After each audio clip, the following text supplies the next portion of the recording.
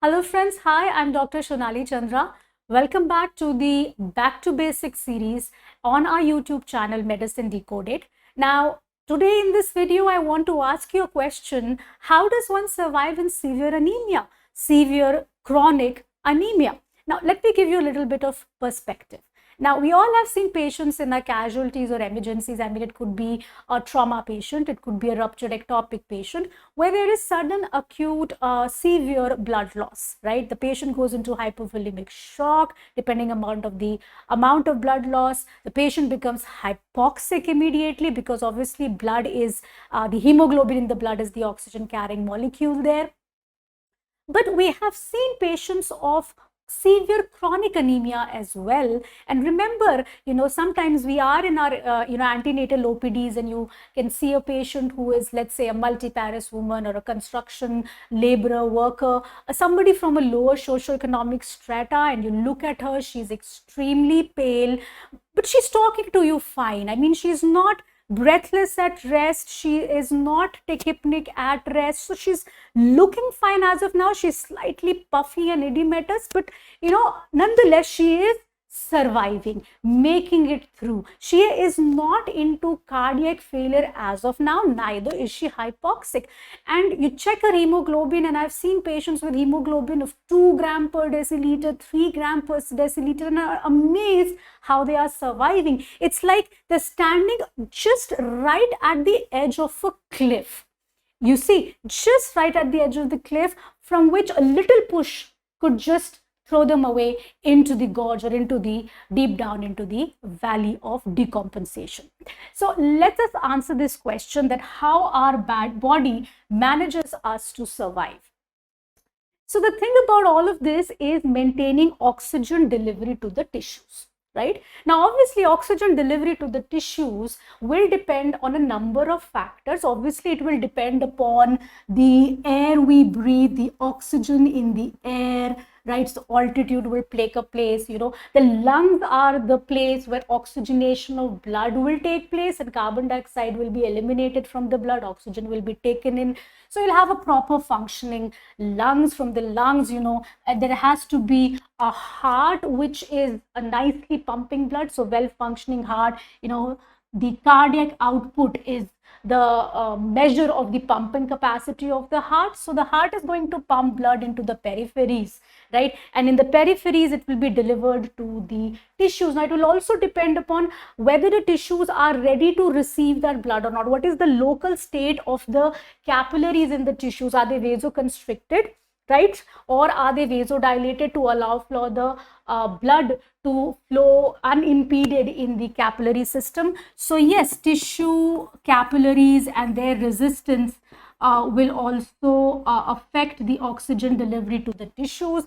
Other than that, we all know that all the deoxygenated blood will go back to the heart. From there, it will go back to the lungs to get oxygenated. This is a fairly basic and simple representation, right? Now, another important aspect of oxygen delivery to the tissues is by the hemoglobin in the RBCs, because it is the hemoglobin which binds to the oxygen, forming a complex which we called as oxyhemoglobin. So the prime concern here is, especially in cases of anemia, you see, how effectively does hemoglobin bind to oxygen? So one thing is the amount of hemoglobin available in the RBCs to bind. That will also in turn depend upon the number of RBCs in circulation, right? Other than that, there's also what we call as the affinity of the hemoglobin to bind to oxygen. How tightly does hemoglobin bind to the oxygen? So we're talking about the affinity of this bond. And similarly here we have deoxyhemoglobin, right, where the concentration of hemoglobin in the blood is going to be less, and in hemoglobin oxygenated blood, the concentration of hemoglobin is going to be more, right? Now let's go further and talk about this oxygen hemoglobin dissociation curve. Now, we all have seen these curves in our physiology and biochemistry textbooks. And what we sometimes fail to understand is what is the importance and what to make of these curves, right? So now today we will decipher these curves here. Oxygen, hemoglobin, dissociation curve, right? So let's get started. On the x-axis here, what is represented is the partial pressure of oxygen, which we call as PO2. Now, partial pressure of oxygen in millimeters of mercury is simply a reflection of the concentration of oxygen wherever it is. Like concentration of oxygen in the air we breathe in. So there will be a partial pressure to the oxygen in the lungs. Similarly, there will be a concentration of oxygen in the blood that is leaving the lungs, the oxygenated blood that is leaving the lungs. So that would be the partial pressure of oxygen in the arterial system. Similarly, there will be a concentration of oxygen which is there in the deoxygenated blood which is returning to the heart. So that would be the partial pressure of oxygen in the venous system of the body. So it reflects the concentration of oxygen wherever it is. And then we have the percentage saturation of hemoglobin, 20, 40, 60, 80, 100% and so on. Right? Now, when the lungs are oxygenating the blood at the level of the lungs, you see that the partial pressure of oxygen is very high, about 100 to 104 mmHg. So higher the partial pressure of oxygen, more the oxygen saturation of hemoglobin. This is something called as cooperative binding. That means when hemoglobin binds to one molecule of oxygen, I mean hemoglobin can bind to 4 molecules of oxygens, like a complete hemoglobin molecule can bind to 4 molecules of oxygen. So when one molecule binds, the binding of other second molecule is facilitated, then the third molecule is facilitated, and further so on, right? So when the PO2 of the oxygen is high, under those settings, hemoglobin gets saturated with oxygen. So oxygen saturation of hemoglobin increases. So somewhere this is the this part of the graph. It reflects the saturation of hemoglobin as the blood leaves the lungs. Right, as the oxygenated blood leaves the lungs, right? Now, as and when the blood is traveling into the tissues are the site where oxygen from the blood will be extracted and used up, right? Because oxygen will flow down simply across concentration gradient, right? So, arterial blood, more oxygen, tissues, in need of oxygen, less of oxygen concentration. So across from higher concentration to lower concentration, oxygen will move out. So what we realize that as the PO2, see, as the PO2 declines, right, the oxygen saturation of hemoglobin falls. So look at this graph here. This is somewhere the hemoglobin saturation. This part of the graph reflects the hemoglobin saturation after the blood is leaving the tissues. Right? So after the blood leaving the tissues means that whatever hemoglobin has been there, whatever oxygen has been there, has been released to the tissues, right? So one and simple concept that you have to remember here is higher the PO2, more the oxygen saturation of hemoglobin, lesser the PO2, lesser is the oxygen saturation of hemoglobin, right? And whatever oxygen was in between, you see here, the middle part of the graph here, that oxygen has been delivered to the tissues. That's why the saturation of hemoglobin after it has left the tissues, returning in the venous system here. It is somewhere here. Right?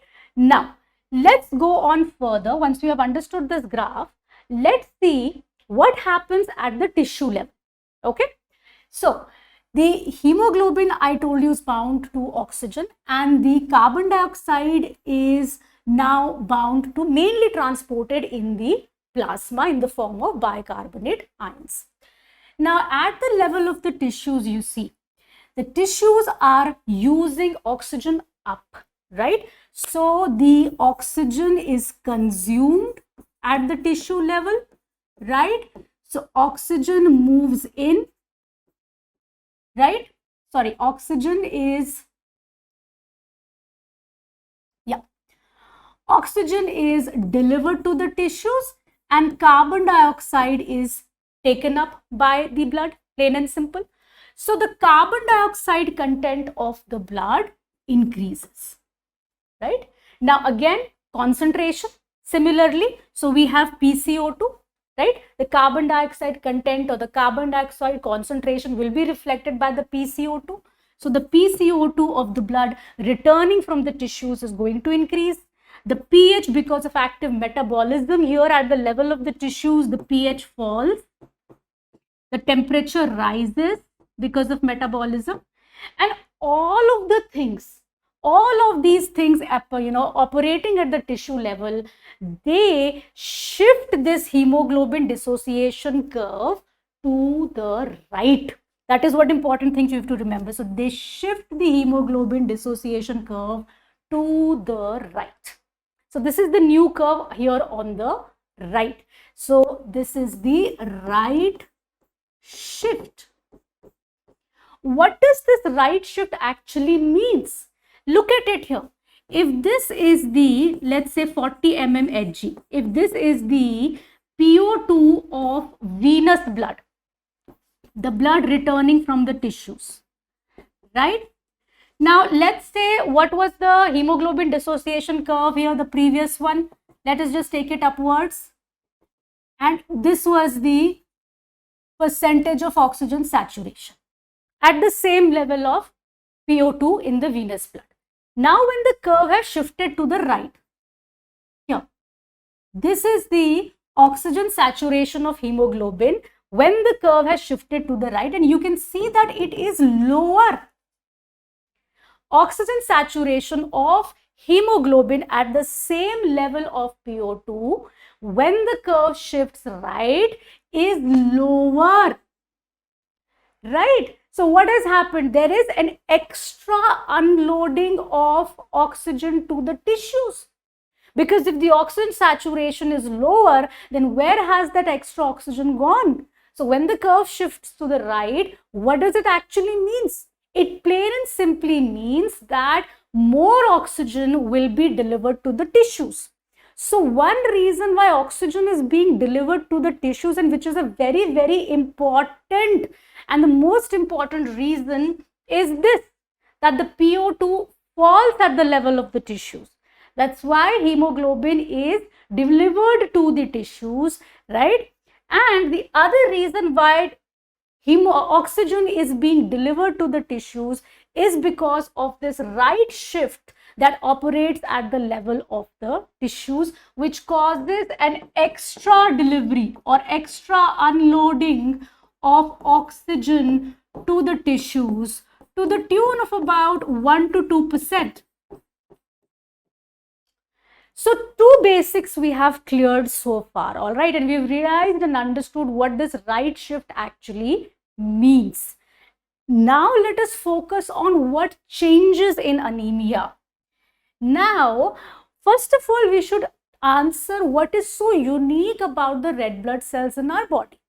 Now, the RBCs in our body, you know that they lack the mitochondria, one thing, they lack the organelles, right? And the other thing is that they are entirely dependent on glucose as a fuel. This is another important aspect of RBCs. They will only metabolize glucose, that's all, right? They can metabolize glucose aerobically as well as in the absence of oxygen, that is anaerobically. But the point is that they will use glucose by a process which is called as glycolysis, right? Now, during glycolysis, right, otherwise in normal cells, the intermediates that are formed, you see, there's a cycle of glycolysis, there are various intermediates formed. One is that one intermediate that is formed is 1,3 bisphosphoglycerate. In RBCs, I mean, that's the difference. they are particularly rich in another intermediate of the glycolytic pathway. So the unique thing about RBCs is that they are rich in 2,3-bisphosphoglycerate. Now, this 2,3-bisphosphoglycerate is an intermediate in the glycolysis pathway. Now, what is so important about the 2,3-bisphosphoglycerate? It basically binds to hemoglobin. Here, this is a molecule of 2,3-bisphosphoglycerate. These are the 4 hemoglobin chains, and the molecule binds to the hemoglobin, right? And it favors the deoxygenated state. You see, I mean, the hemoglobin can be in an oxygenated state and a deoxygenated state. Now, binding of 2,3-bisphosphoglycerate to hemoglobin, it stabilizes or maintains or favors binding to hemoglobin, favors the deoxygenated state.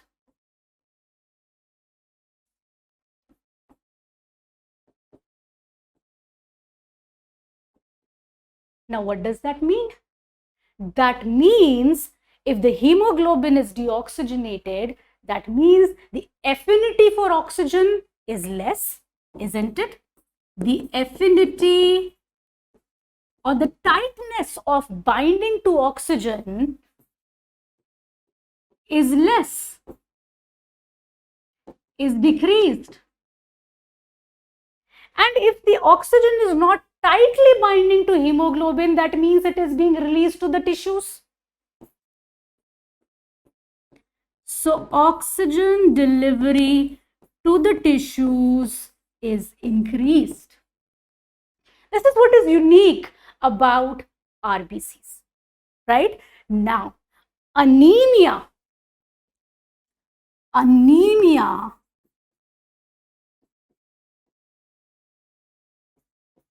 increases the production of 2,3-bisphosphoglycerate in the RBCs, right? So, anemia increases the formation of 2,3-bisphosphoglycerate in the RBCs, and that is how it favors oxygen delivery to the tissues, even probably in the face of severe chronic anemia. So the delivery to the tissues is proceeding, and the body is coping with severe chronic anemia in this way.